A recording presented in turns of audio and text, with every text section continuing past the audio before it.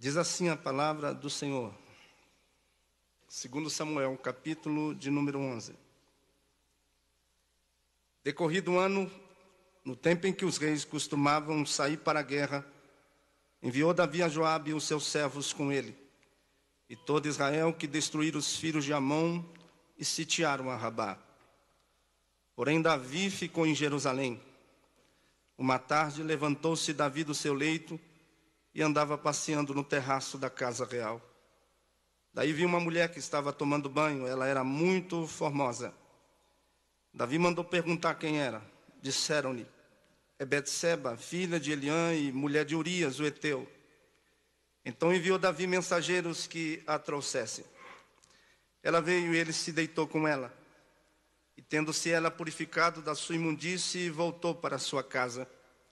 A mulher concebeu e mandou dizer a Davi: estou grávida. Quero ler também Eclesiastes, capítulo de número 7, versículo 8. Depois estarei fazendo uma síntese abreviada destas leituras. Eclesiastes 7, 8 diz: melhor é o fim das coisas do que o começo dela. Melhor é o paciente do que o arrogante. Quantos podem dizer amém por essa leitura da palavra? Queridos, inicialmente nós devemos considerar e observar que Davi é esse homem extraordinário da história. Um homem como muitos de nós. Gente que decide, gente que não tem tempo a perder, gente que negocia, gente que toma decisões com praticidade. Davi era assim. Ele tinha uma agenda para atender. Era um homem de muita ação, de muitas lutas, de muitas decisões e de muito estresse. Davi, ele foi um grande conquistador da Bíblia. Talvez o maior monarca, o maior político do Estado judeu, do antigo e do moderno. E ele foi reverenciado por todos, inclusive por aqueles que não professavam a mesma religião. Quando nós falamos de Davi, nós falamos de um homem que transcende as páginas da Bíblia Sagrada. Ele rompeu as caixinhas dos arames farpados dos conceitos e preconceitos da época. Davi tinha uma unção tão poderosa que Deus não pôde derramá-la de uma só vez, senão ele seria massacrado por ela. Então Deus divide a unção de Davi em 3 etapas.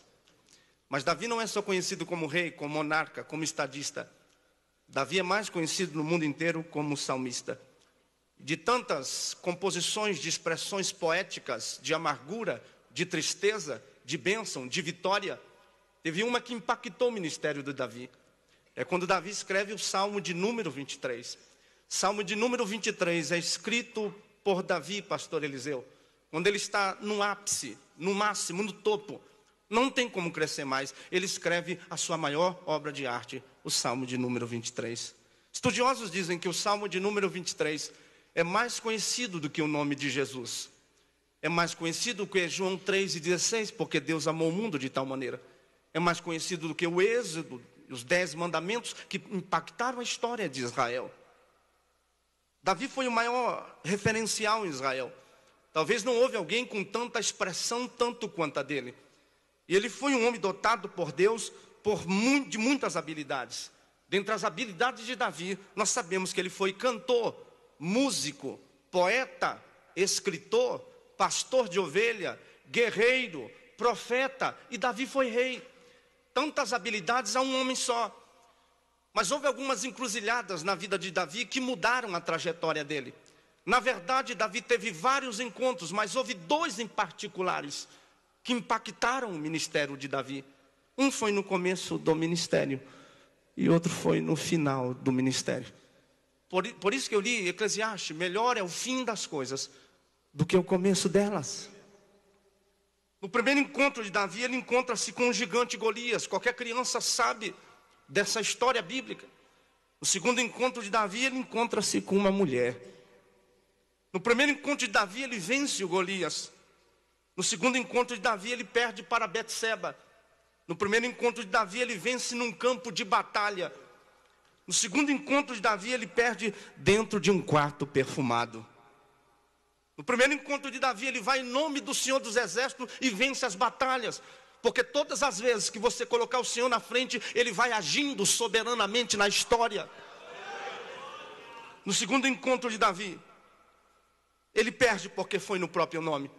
No primeiro encontro de Davi, ele vence porque foi para a guerra. No segundo encontro ele perde porque ficou dentro do palácio. Se você puder, dê uma olhadinha para o seu amigo, o pastor Obreiro. Diga para ele, quem foi chamado para a guerra não pode parar de lutar. Deus tem compromisso com você na guerra. Deus não tem compromisso com quem está passeando no palácio. Deus tem compromisso com gente que está aqui esta manhã, se levantou e veio para a guerra e será capaz de mudar a história. Aqueles irmãos, um dia desse, eu encontrei com uma pessoa que há 10 anos atrás tinha ganhado muito dinheiro. Mas ele ganhou dinheiro na maracutaia, na barganha, na mentira, em negócios escusos, ilicitamente. Era tido como aquela pessoa lisa, um verdadeiro 7-1, dá nó até em pingo d'água. Já viu alguém assim? 10 anos depois eu encontro com ele e disse: ei rapaz, você cresceu. Eu disse: o tempo passou. Você se lembra dos meus carros? Se lembro. Você andava desfilando, acelerando na rua. E a casa? Também se lembra. Uma fachada de uma casa bonita. Eu disse: cadê? Tudo que eu ganhei ilicitamente, a Receita Federal veio e tomou. Outro dia encontrei com uma pessoa que tinha se envolvido com adultério. O lar se arrebentou. Estragou-se uma família inteira. 10 anos de casado com a mulher do adultério, pastor Constantino. Eu encontro com ele na rua. Ele diz: pastor Isaías, eu entrei nesse novo casamento só para fazer da minha vida um inferno.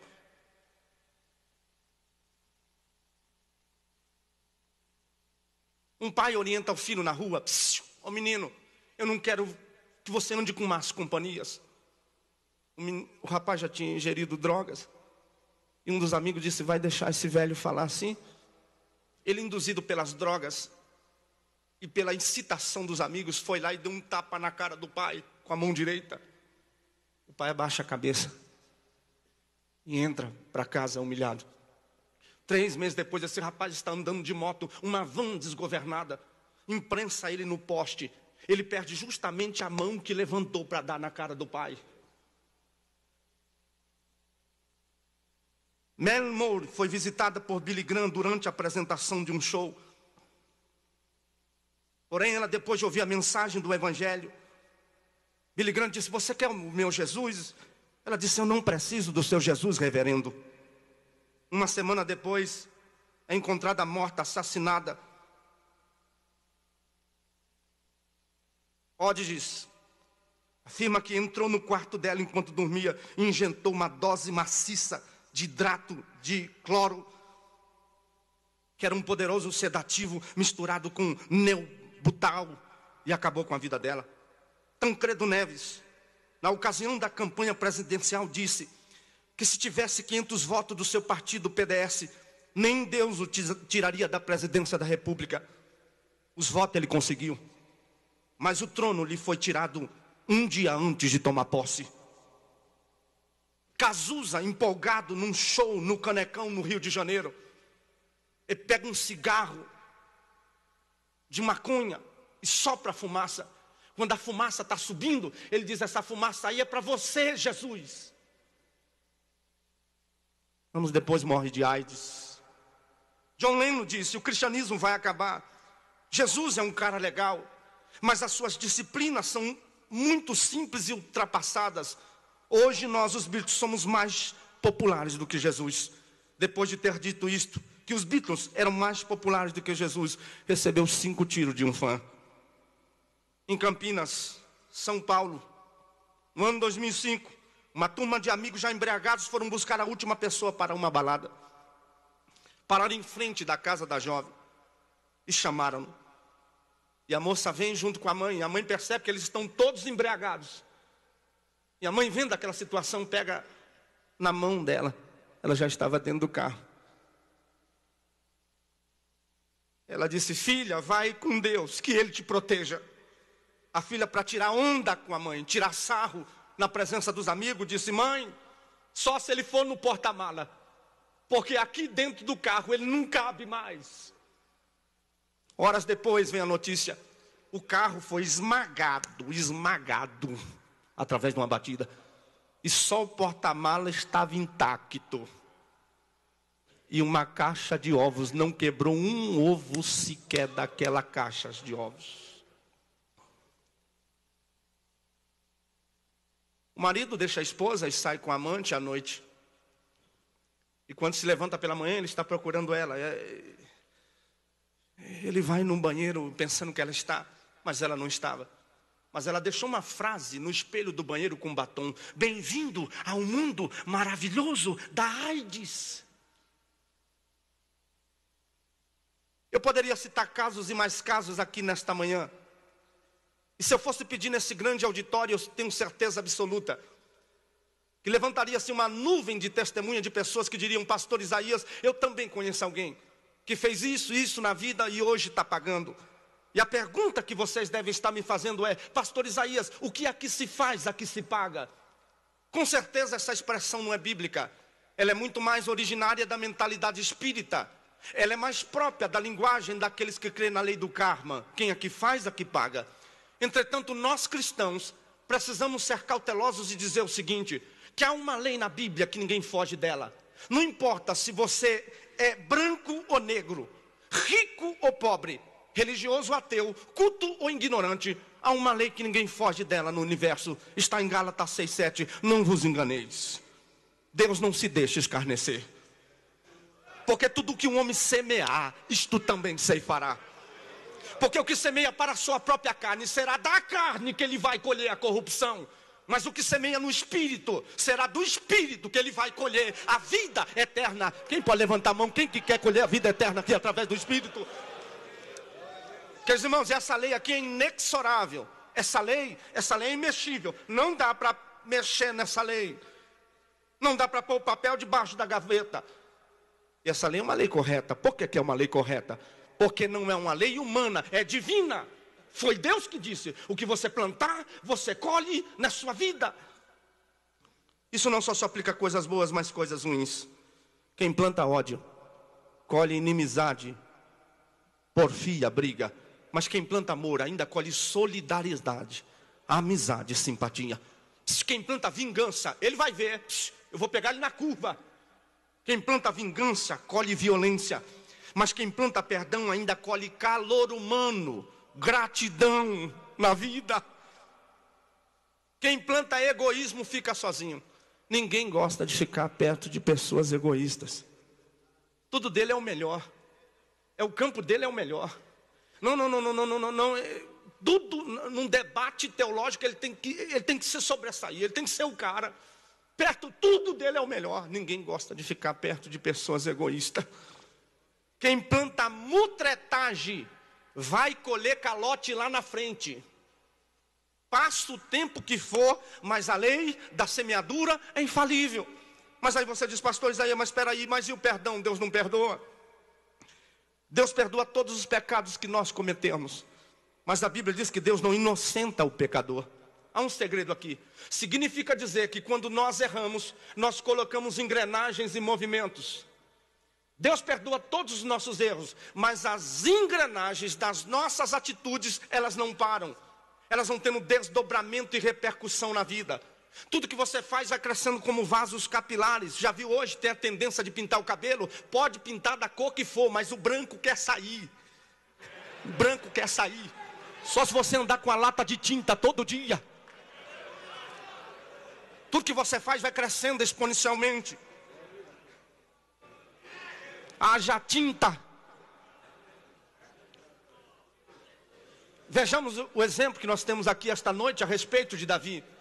No tempo em que os reis saíram para a guerra, Davi ficou no palácio. Estudiosos dizem que o palácio de Davi havia muitas janelas. Ei, irmãos, o palácio de Davi é semelhante à nossa vida. Na nossa vida tem muitas janelas. Há janelas que podem ser abertas, mas tem janelas que jamais poderão ser abertas na sua vida. Diga para o irmão: toma cuidado com as janelas da tua vida que você abre. Tem coisas que é só você e Deus e mais ninguém. Tem janelas da tua vida que você não revele para ninguém. Havia uma janela de Davi aberta e ele olha uma moça tomando banho. Todos conhecem a história, não é nenhuma novidade. A lascívia entra no coração dela. E ele manda perguntar quem é essa, é Betseba, esposa de Urias, o heteu, que está lutando por você na guerra. Davi mandou trazê-la. Ela entra. E ninguém poderia ir contra Davi, porque Davi era rei, ele tinha autoria. Quem fosse contra a autoridade de Davi, a cabeça ia rolar. Nem Betseba poderia rejeitar a autoridade. Ela entra, ele se deita com ela. Passando o momento da purificação da imundície, ela volta para casa. Os meses se passam. Ela diz, vai lá. Diga só para Davi. Diga o quê? Diga para Davi que eu estou grávida.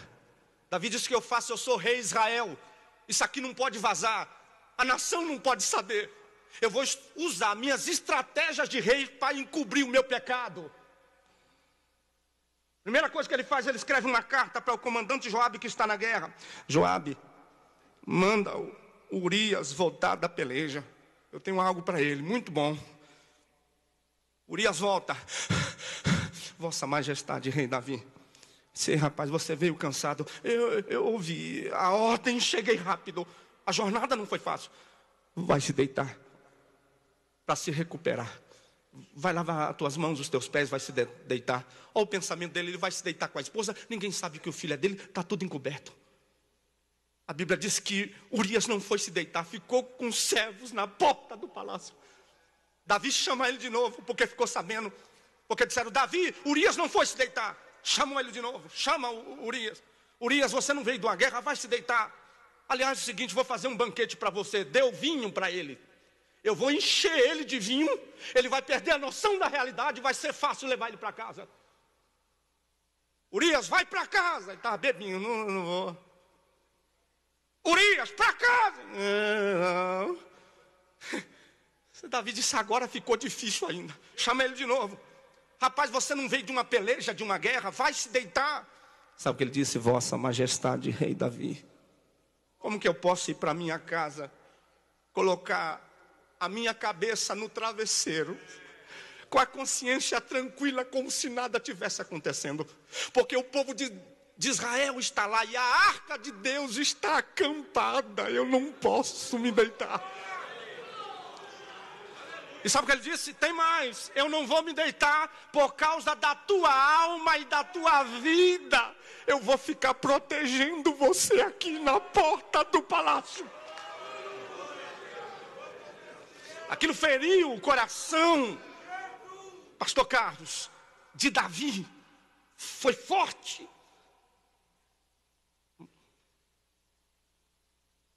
Até que ele disse, eu vou mudar as estratégias. Não tem jeito, esse homem não vai deitar. Outra estratégia. Mudou as ordens. Escreveu outra carta. Comandante Joabe, ordem mudada. Que ordem? Coloque Urias na frente da maior peleja. Aquilo feriu o coração do comandante Joabe. Mas ele não poderia recusar. Porque, repito novamente, Davi tinha autoria. Ele tinha que acatar as ordens de Davi. Mas feriu por quê? Porque Urias fazia parte dos 37 valentes de Davi, era a tropa de elite da época, e aquela ordem que Davi deu para Joabe machucou o coração dele, porque ele conhecia Urias. Mas Joabe tinha que atender. Quando estava no fervor da batalha, Joabe só dá um toque, o exército recua, e Urias começa a espada acabarem com Urias. O mensageiro corre e disse, Davi, deu tudo certo. Urias morreu. E o mensageiro que vem trazer a notícia para Davi é o mesmo que vai voltar. Porque Davi sabia que o coração de Joabe estava machucado. Interessante que o Davi manda uma mensagem para consolar Joabe. E a mensagem que ele vai consolar Joabe é a própria sentença da vida de Davi. Olha o que Davi disse, diga para Joabe não ficar triste, porque a mesma espada que corta para lá, corta para cá. Diga para o teu irmão, a espada é de dois gumes, é para lá e para cá. É para lá e para cá, ela corta para lá e para cá. Porque quem planta, colhe na vida, na história. Aí Davi está tranquilo. Ninguém viu, não foi eu que matei, ele morreu na guerra, está tudo encoberto, deixa a vida me levar. Ninguém sabe de nada, mas há um Deus nos céus. Eu vou repetir novamente, mas há um Deus no céu. Se você crê, levanta a mão. E nós estamos na presença de um Deus que está aqui esta manhã. Um Deus que não vê, que vê o que ninguém vê. Um Deus que não se ilude com gravata e nem paletó. Um Deus que não se ilude com estética, com aparência. É um Deus que vem do interior da alma. Ele está presente aqui nesta reunião. Sabe o que ninguém sabe. Eu disse na reunião passada, eu vou repetir. Eu lembro que eu tinha um Ford Ka, pastor do Hélio até ouviu. Eu tinha um Ford Ka, uma baratinha. Quem tem esse carro? Pouca gente tem, pastor. Graças a Deus. Eu me lembro quando eu comecei a pregar, eu tinha um Ford Ka. Quando eu chegava pertinho da igreja, o porteiro já olhava assim e dizia, lá.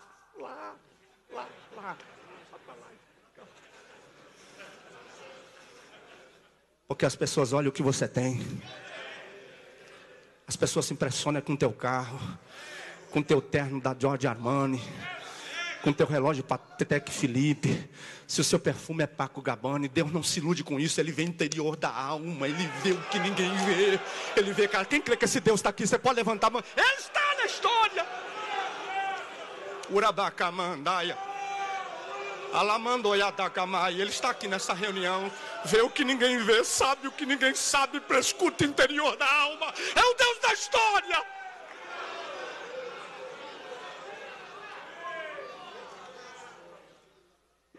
Davi está tranquilo no palácio. Os meses se passam. De repente aparece um velhinho. Acho que eu estou vendo ele vindo de bengala. Um velhinho sem expressão. Não tem muita aparência, mas é profeta. Não está no outdoor, não está bombando nas redes sociais, mas é profeta. E o Samuel não estava em evidência. Samuel não estava em evidência. O Samuel que ungiu ele na casa do pai Jessé, mas tem profeta Natã. Vou repetir novamente, o Samuel não estava em evidência, mas tem profeta Natã. O que o senhor está dizendo, pastor Isaías? Nunca vai faltar profeta dentro da igreja. Enquanto tiver profeta, não vai ter pecado debaixo do tapete, porque Deus vai revelar na nossa geração. Quem crê que esse Deus ainda revela? Não vai ter nesta geração. Natã chega. Vossa Majestade, Rei Davi. Natã, o que você veio fazer aqui no palácio de tão longe? Eu vim aqui só para contar uma historinha. Oxi. Você veio de tão longe fazer o quê? Só para contar uma historinha. Que historinha? De dois homens, Davi. Era um homem rico e um homem pobre. Davi disse o que aconteceu. Esse rico tinha muitas ovelhas. Muitas, pastor Rezende. Incontáveis. E o pobre só tinha uma de estimação que cresceu com ele, comia do bocado dele. Davi disse o que aconteceu. Chegou um visitante na casa desse homem rico e ele, para fazer uma média, ao invés de pegar das suas muitas ovelhas, ele foi lá, pegou a única ovelhinha daquele que tinha uma só. A Bíblia diz que o semblante de Davi mudou. Davi, pastor José Wellington Bezerra da Costa, nosso presidente, dava para ser artista da Globo. Ele sabia fazer um papel como nunca. Porque o Natã estava falando de quem? Dele. Natã estava falando dele, ele estava simulando. Quem é esse homem? Ora, se o homem era ele. Davi, aqueles irmãos, quando Deus está falando na igreja, ele fica assim, fala Deus, fala. Diga para o teu irmão, é você, diga para ele, aponta para ele, é você. É você, Deus vai te pegar aqui esta manhã, porque Deus tem a direção da mensagem. Tem gente que está dizendo, eu queria que Joãozinho estivesse aqui. Não é Joãozinho, é você que Deus pegou aqui esta manhã para trazer esta mensagem.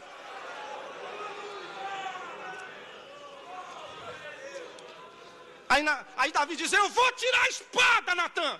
Eu vou matar esse homem. Quem é ele? Natã disse, esse homem é o senhor. Aí Davi coloca a espada de novo, sem graça. Todas as vezes que nós erramos diante de Deus, Ele traz à tona toda a história da nossa vida. E como nós tivemos coragem de jogar tudo para o alto, por causa de um prato de lentilhas. E o Natan começa dizendo para ele assim: ei, você se lembra? Todas as vezes que você erra diante de Deus, passa um filme na tua mente de tudo que Deus fez para você, da tua história, da tua chamada, de como você começou. Você se lembra quando Samuel foi na casa do teu pai Jessé? Ele disse: eu me lembro.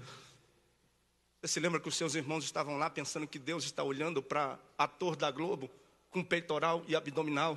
Se lembra? Porque Deus está procurando um coração, alguém que faz a diferença. Você se lembra que Samuel disse: falta alguém, e esse alguém era você? E você veio todo sujo de ovelhas, cheirando ovelha.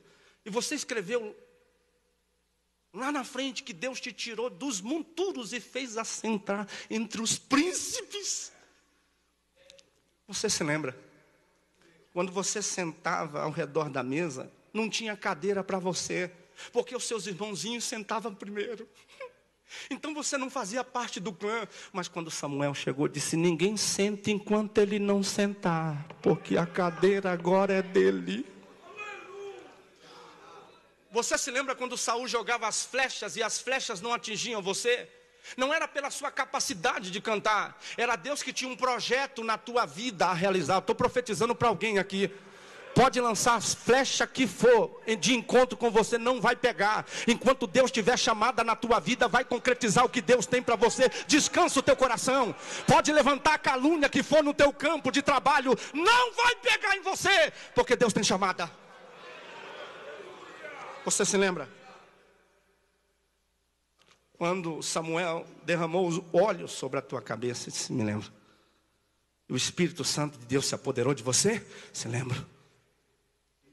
E tem mais, ele pegou as mulheres de Saul, o trono de Saul deu para você. E se faltasse mais, ele acrescentaria quantas você quisesse.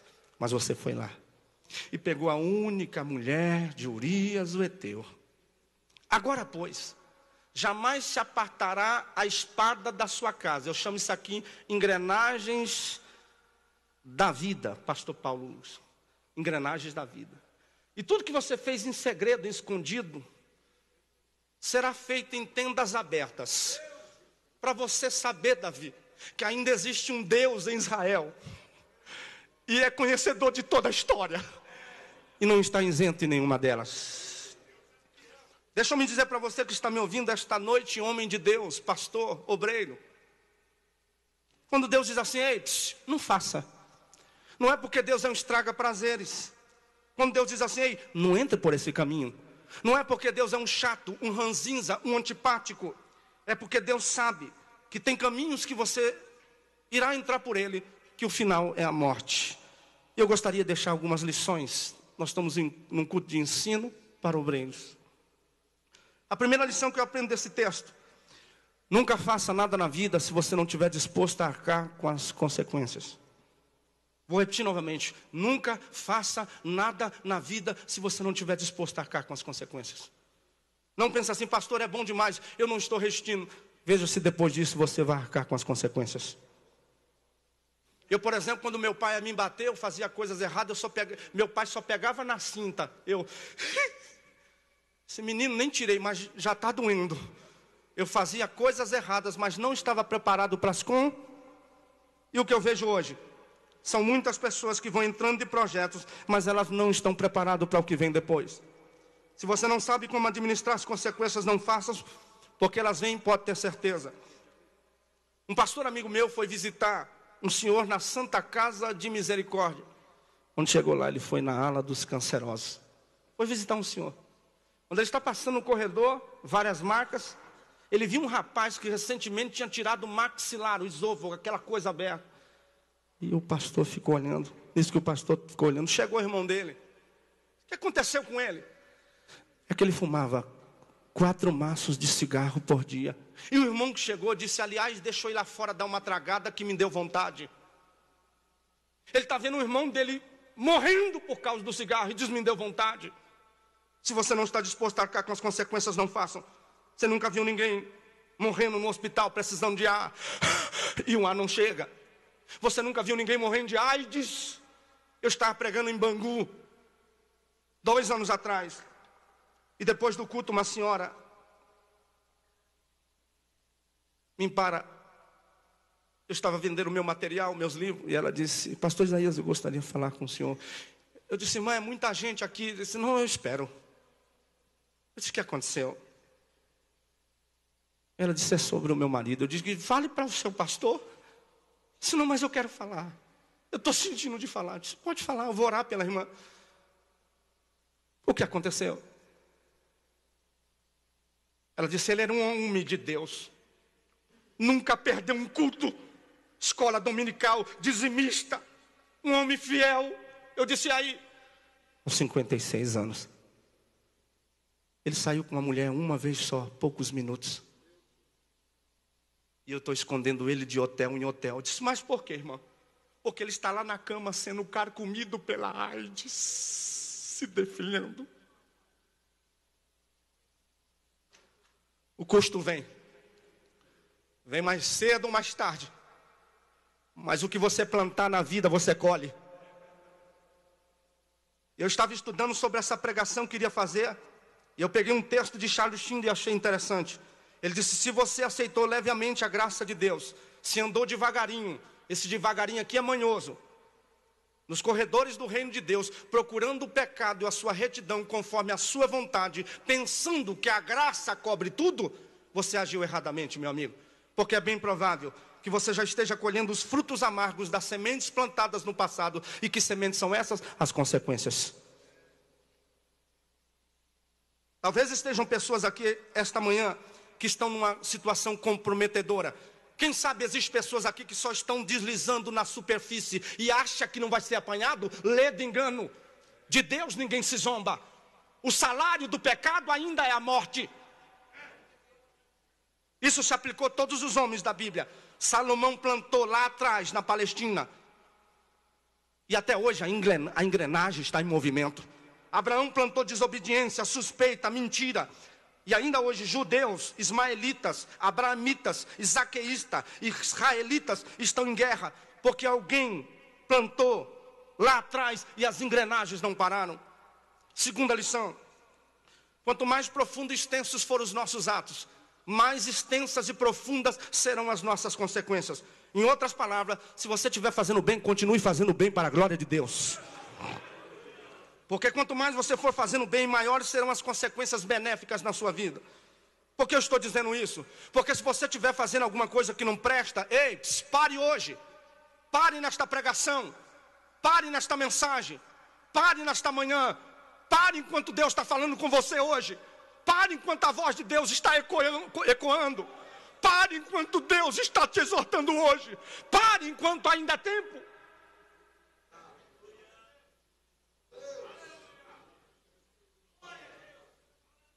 Porque vamos imaginar. Eu estou num público aqui seleto de pastores, homens que são biblicistas. Mas vamos imaginar, se Davi tivesse feito desta maneira. Ele coabitou com Betseba, ela ficou grávida. E Davi chamasse Urias no palácio. Urias, eu pequei contra ti, eu fiz um mal tremendo. A casa de Israel, eu me coloco nas suas mãos. Eu tenho certeza pela lealdade que Urias tinha a Davi, porque Urias amava Davi. Eu creio que ele diria: vamos resolver isso aqui, vossa majestade. Mas sabe o que ele fez? Ao invés disso, foi encobrindo e arranjando mentira. Mentira para encobrir outra mentira, trapaça para encobrir outra trapaça, e foi se afundando. Por isso que eu estou dizendo: pare hoje enquanto a situação não está mais funesta. Pare hoje enquanto está tempo. Porque quem semeia vento colhe tempestade. E eu já vejo algumas pessoas dizendo: deixa comigo que eu resolvo. Eu sou do manto. Deixa comigo que eu sou do Remifly. Eu entro e sei sair. E está se afundando. Terceiro, as implicações dos nossos atos alcançarão várias pessoas. Mas sabe quem sofre mais? A nossa família, a nossa casa. Tudo que você fizer envolverá muita gente. Mas quem sofre mais é a nossa casa. O mal que Davi praticou trouxe as primeiras consequências aonde? Dentro da casa dele. Quem foram os primeiros a padecer as consequências dos atos de Davi? Quem morava na casa dele. É importante nós lembrarmos o seguinte: quando a gente lê a história de Davi, falamos que Davi pecou, mas espere só um instante. O problema de Davi não foi o adultério. Vou repetir novamente, o problema de Davi não foi adultério. Que é isso, pastor? Está se equivocando, entrando em contradição? Eu vou explicar. O problema de Davi era o esquema de vida que ele estava vivendo. Foi o estilo de vida que ele abraçou que levou ele àquilo. Porque é o estilo de vida que você abraça hoje que diz aonde você vai chegar. É as opções que você faz da vida hoje que diz aonde vai chegar o teu ministério. A casa dele estava em desordem, anarquizada. Porque ninguém faria o que Davi fez do dia para a noite. E eu tenho uma tese comigo: ninguém dorme santo e acorda criminoso. Vou repetir novamente: ninguém dorme santo e acorda criminoso. Isso é um processo às vezes de meses, de anos. O inimigo arma tendas para te pegar daqui 1 ano, 2 anos. Como é isso, pastor? Vai abrindo mão ali. Vai abrindo uma postura aqui. Está liberado, está liberado. Não está liberado, está tudo liberado. Pastor, pode tomar um vinho? Pode, vinho é bom para o coração. Pode, está liberado. Aí do vinho ele vai para a cerveja. Da cerveja ele vai para a cachaça. Porque o alcoólatra não começa tomando cachaça. O alcoólatra começa no champanhe.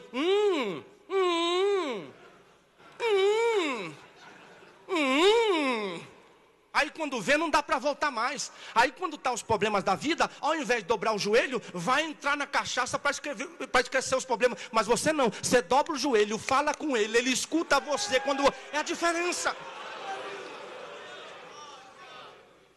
E aos poucos vai abrindo mão, vai abrindo postura, vai liberando, e a coisa vai ficando feia.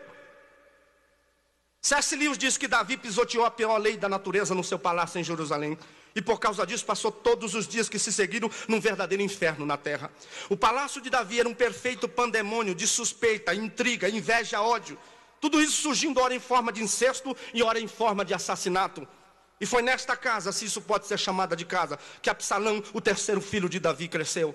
Era um ciclo de parasitas imprestáveis, invejosos, intrigantes, todos detestáveis, odiando uns aos outros.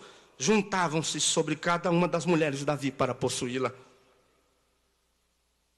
E Absalão cresceu e foi educado num dos piores lares do mundo.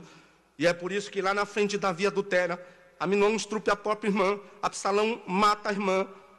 E o general que me deu ordem para matar Urias, e à frente da batalha, é o mesmo que mata Absalão.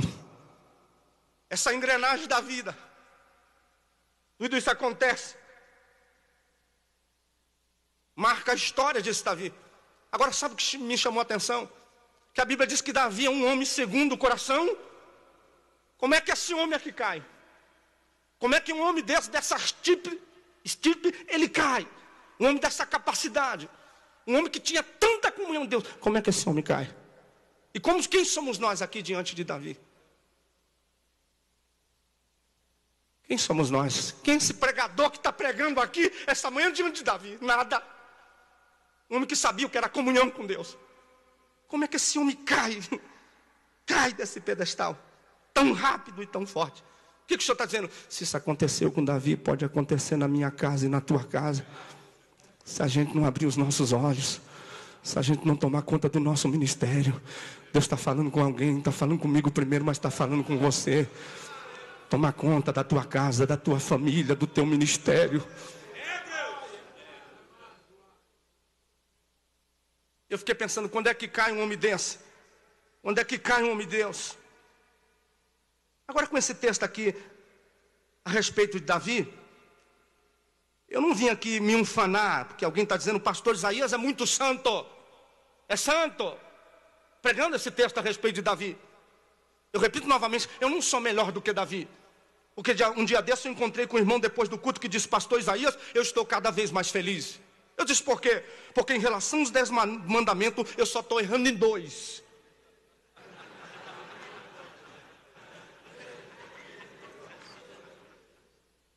E ele disse, tem 8 ali que eu estou seguindo a risca. E já eu vou zerar com Jeová. Ele disse, você, pastor Isaías, como está nos 10 mandamentos? Eu disse, eu caí nos 10. E eu vou explicar por quê. Porque a Bíblia diz o seguinte, olha irmão, para nós não termos deuses diante dele. Teologicamente falando, eu não tenho nenhum Deus diante dele. Mas de vez em quando eu percebo que certas coisas, em certos dias, em certas horas, se tornaram para mim mais importantes do que Deus. Ele diz para não fazer imagem de escultura, e eu não faço. Mas às vezes eu percebo que em alguns momentos determinados da minha vida, pessoas vão se transformando em elementos quase míticos na minha cabeça, que torna a posição de ídolo. Ele disse que não é para tomar o nome do Senhor mas às vezes eu percebo que o nome de Deus entra nas minhas confissões em alguns contextos que Deus não tem nada a ver com isso. Eu particularmente, pastor Isaías, já fiz tantas afirmações em nome de Deus que hoje eu tenho vergonha. Eu tenho medo daqueles irmãos que dizem assim: em nome de Jesus eu vou estar, em nome de Jesus eu vou pagar. Deus está dizendo: ele não paga não, sai fora dessa. E ele coloca a Deus em nome de...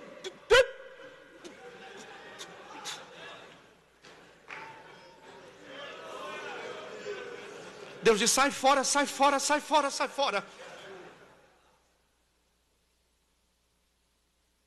E a gente coloca Deus no rolo. Ele diz que é para honrar pai. Isso é mais do que visitá-los. Nilson, é mais do que beijar a face. Tem a ver com uma reconciliação profunda com a imagem do pai e da mãe. E quem de nós não estamos profundamente reconciliados com a imagem do pai e da mãe? E quem de nós não carrega conflitos de naturezas complicadíssimas com relação às figuras parentais? Quem de nós sempre não tem em casa, às vezes, da família que não desce? Sempre tem um cunhado. Tem uma sogra que não desce. E eu acho interessante, família, pastor presidente, que está tudo reunido na sala falando dele mal. Se ele não presta, não muda, não vai mudar nunca. Ele não presta não, é desse jeito mesmo. Aí quando ele chegou.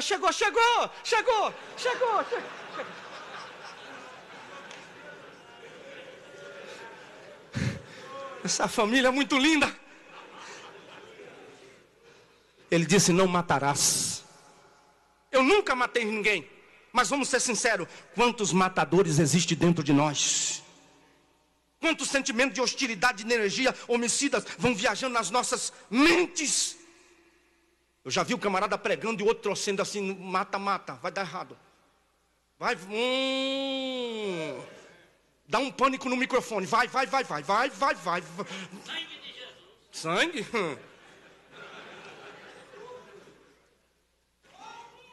Porque ele só está alegre quando ele prega. Ele só está alegre quando ele está com o microfone na mão. Quando ele está com o microfone na mão, ele fala língua estranha, pula. Quem está entendendo o que Deus está dizendo aqui? Eu creio numa vez. Ele fala a história.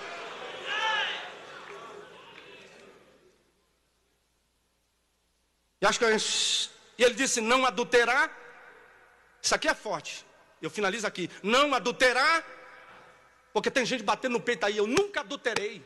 Graças a Deus. Eu nunca fui como Davi. Olha o que Jesus disse. Pastor Moreira, olha o que Jesus disse. Se você nunca foi para a cama com a mulher do seu próximo, ou no seu coração você já olhou, ou você olha, ou você percebe que tem vontade de olhar, ou você diz que não olhou, mas olhou.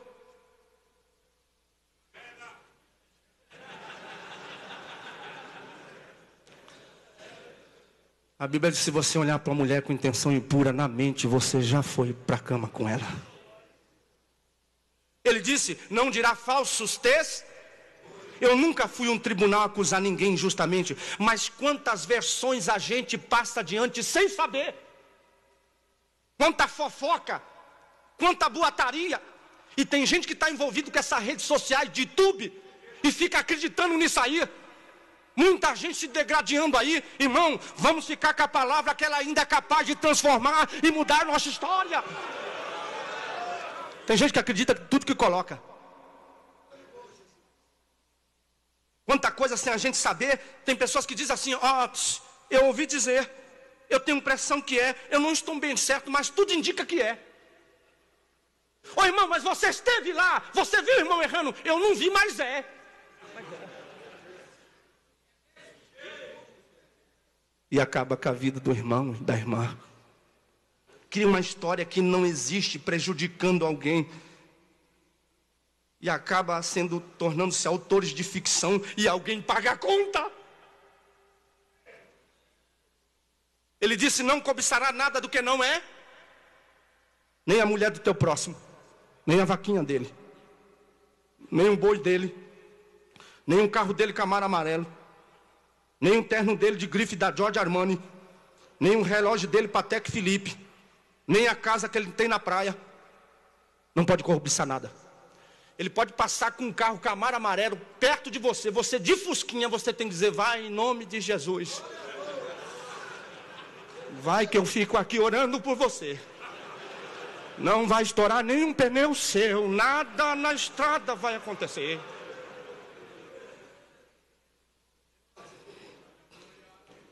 Você conhece alguém aqui? Muito pelo contrário. Hoje muita gente não consegue ver o outro sendo aplaudido. Muita gente não consegue aplaudir um companheiro que está te dando bem no campo, que Deus está usando, que Deus está trabalhando, que Deus está agindo. E aqui eu fecho. Sabe o que eu pensei? Como é que cai um homem de Deus ou uma mulher de Deus? Como é que esse homem aqui, Davi, caiu? Quando qualquer motivo basta para a gente desprezar os pequenos compromissos. Não são os grandes compromissos que farão você cair, são os pequenos. Davi disse: Rabá, uma cidade pequena, não é para o meu naipe, eu já estou grande. Eu vou mandar um sucessor. Foi aí que foi a queda dele. São as pequenas coisas. Por exemplo, oração, tem gente que não ora mais. Lamentavelmente tem obreiro que não ora mais. A reunião está aqui acontecendo, gente orando, e tem gente sentado lendo jornal, lendo livro, lendo tudo e não ora. Tem gente que não ora nem para comer, uma fome, não dá tempo, pastor. Eu não vim dizer aqui que você não ora, seria um menino, porque a oração individual. Perguntaram para C.S. Lewis: o que é mais importante? Orar ou jejuar? Ele disse: o que é mais importante para o pássaro? A asa da direita ou da esquerda? Faça assim, irmão: jejum e oração, jejum e oração, jejum e oração. Ninguém pega o teu ministério, ninguém pega a tua chamada. É jejum e oração que vai mudar a tua história. Interessante que Jesus fez mortos ressuscitar, paralítico cego encher. Os discípulos nunca disseram assim: mestre, nos ensina a fazer isso aí. O que? Cego enxergar, paralítico andar, morto ressuscitar. Sabe o que os discípulos disseram? Foram na chave: ô mestre, nos ensine a orar. Porque a oração é a chave que abre o que ninguém consegue abrir. Levante a tua mão que eu quero profetizar. Só oração vai mudar lá o teu campo. Só oração vai mudar a tua... Você recebe essa palavra? Só oração. Deus está te olhando lá na madrugada. Deus está te olhando lá naquele canto. A oração ainda é capaz de mudar a história.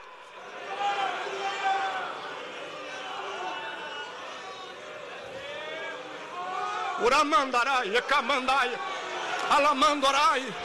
Ele está te vendo lá na madrugada. Ele vai entrar com providência. Glória!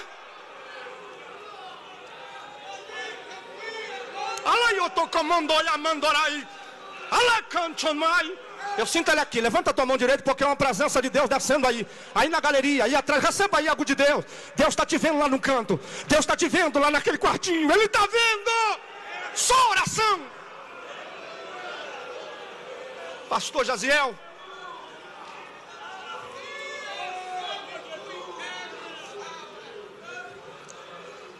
Quando é que cai um homem de Deus? Quando é que cai uma mulher de Deus? Quando para de ler a Bíblia. Eu nunca vi tanta pobreza hoje em alguns púlpitos. E a pobreza de alguns púlpitos é a falta do preparo do esmero ministerial. De gente que às vezes sobe no púlpito para contar a história da carochinha. Ninguém quer saber qual carro que você tem.